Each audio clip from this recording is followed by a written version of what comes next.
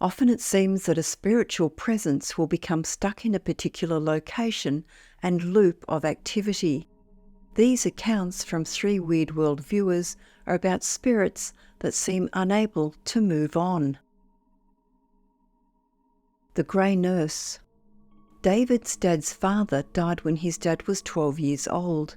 This left just him and his mother living in a small first-floor flat above a second-hand furniture shop in Fleetwood in the northwest of England.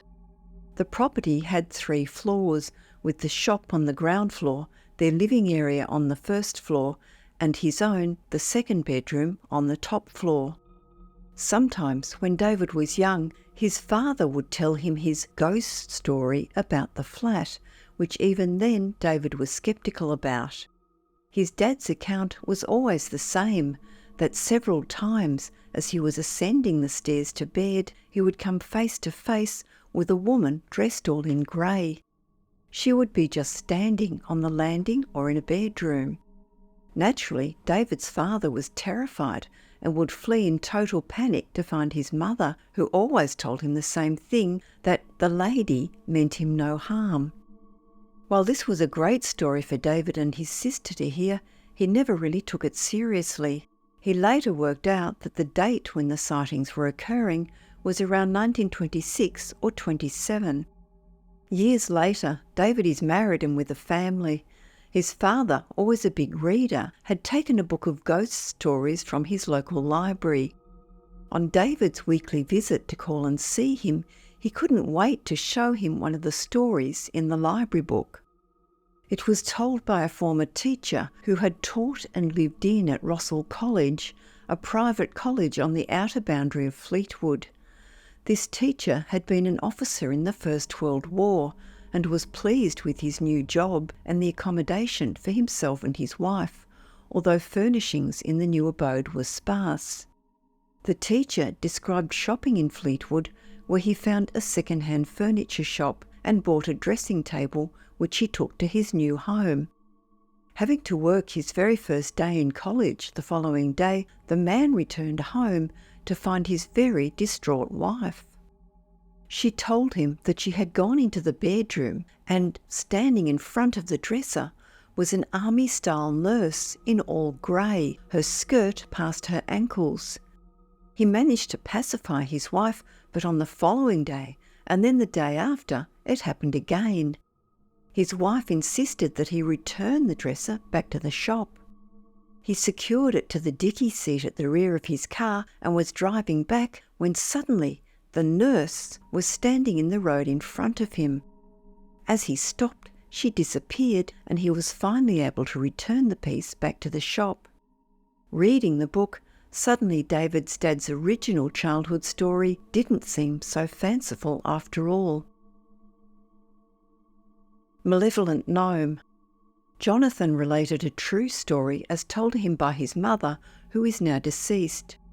Her grandfather was a famous Edwardian photographer, Frederick H. Evans, also a bookseller who lived in a large urban townhouse in Ealing, West London. The house had a large basement, 3 stories, and numerous rooms, including an extensive library.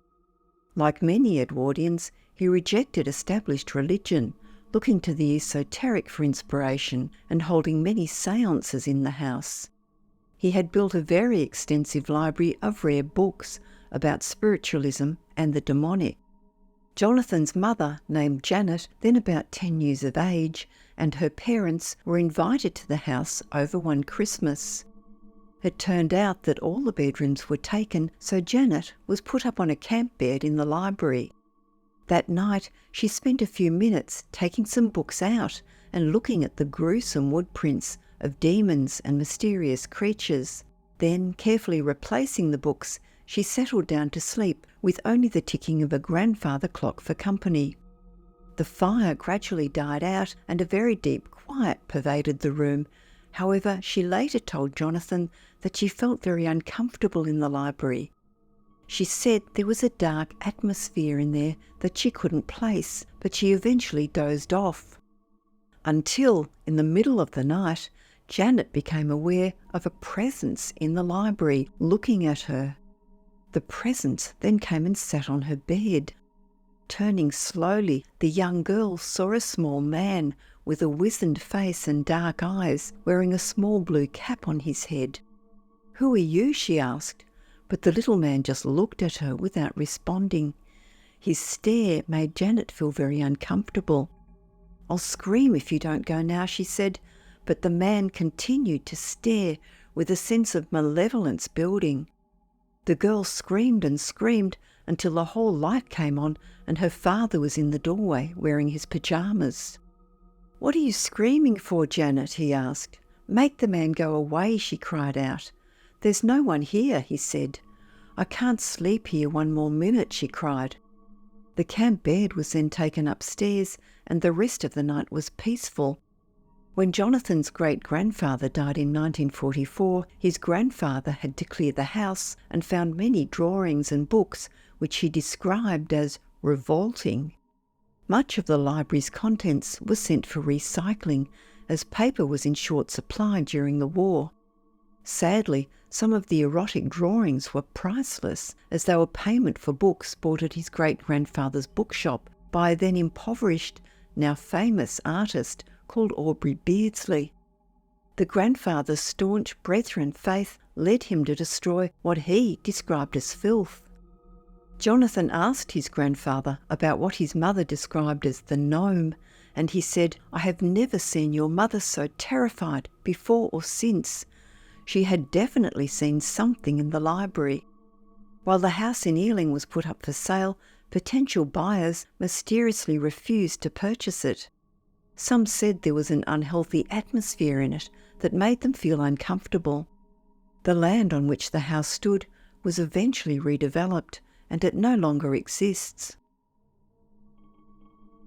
Stonegate spooks. Simon Warner, who lives in Market Brazen, Lincolnshire in England, relates that back in 2013 he was on holiday in Bridlington when he undertook a sightseeing tour of York. As a believer in the paranormal since the age of 7, Simon decided to visit a site in Stonegate, one of the historic side streets in York. There he found an old shop with a huge Bible above the doorway, and when he entered it, he could see all sorts of items for sale for magic and ghost hunting. Right next door was a very old house which was said to go back to the 14th century, and on offer was a 30-minute tour around the house. Simon accepted, and all seemed well at first until the activity started to happen. He realised that this was no fake setup with actors jumping out and scaring the visitors, but a genuine haunted home. Simon went into the hallway after the lights started to dim and, although completely alone, felt what he could only describe as an ice-cold hand on his shoulder. The areas were marked, and he went up an old staircase into a small room where there lay a cot. As he approached the cot, he felt cold spots, and thinking that there may be some kind of presence in the room, he took a few snaps with his camera. On leaving the room, he entered what was called the mask room, where carved masks were all around the walls, and it was said that most people, himself included, would feel the tightness of the chest. The activity in the home continued in the other rooms. He entered a sizable room where there was a large round wooden table. On two sides were Ouija boards, and in the centre was a large crystal ball. The tour information said that if you approached the table, any camera you had on your person would malfunction for a short while. Sure enough, Simon Still's camera refused to work, despite having fresh batteries in it, but worked normally after he moved away. He took some photos and later found images of a plethora of orbs after checking his camera back at the hotel. There was a haunted loft where nobody could enter, but he heard heavy footsteps coming from it. He then saw a black shadow figure in the corner of the room, the first of two he spotted, and definitely not actors. He tried to open one door, which refused to open for a few minutes, and when he did, he was able to look in the cellar. Not only was it as creepy as you'd expect in a cellar, in the corner was another shadow figure around 6 feet tall. In another room, it was said that a dog was buried in its walls, and on certain occasions you could hear either a bark or howl. Simon snapped many images of orbs in the house, as have many other visitors to the house, as well as feeling the disembodied hands and hearing a child's laughter. He later learned that the premises closed in 2014. The house had been visited by numerous paranormal groups, including the program Most Haunted, but the new owners had to rid the home of its unwanted guests and activity.